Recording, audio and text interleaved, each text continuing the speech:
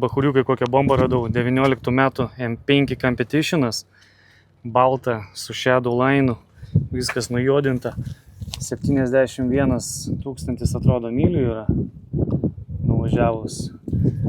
Spalio 20 bus aukcionas, šiek tiek yra pabraižymų ant bamperio. Prasiduoda draudimo kompanijos.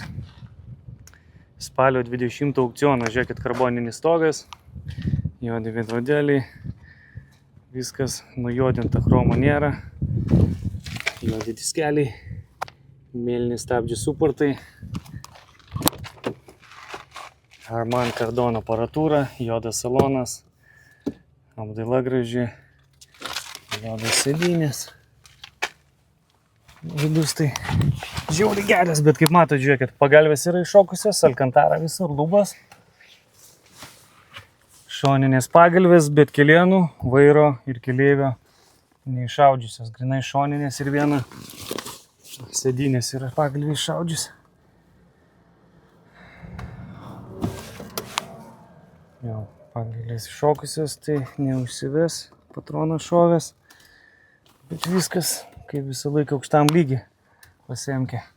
Projekcija, odinė panelė, salonas idealios būklės. Rekarinės geros sėdynės.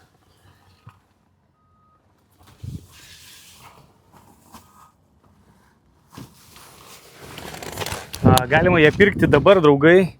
Kaina yra $29 500.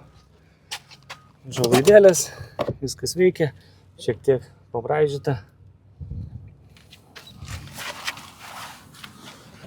Gavas irgi šildomos sėdynės, viskas gražu, neištrinta, neišsėdėta, neišbraižyta. Geras. Lempos tamsintos, difuzeris karboninis, spoileris karboninis. O pažeidimas va yra jo įdūrės, pasižiūrėkit. Bet nieko daug nėra, slengstis sveikas, abidvi durės, tai čia atrodo visai neblogai, sparnas dar yra. Durės yra užkliuotas, kadangi yra, nebesueina.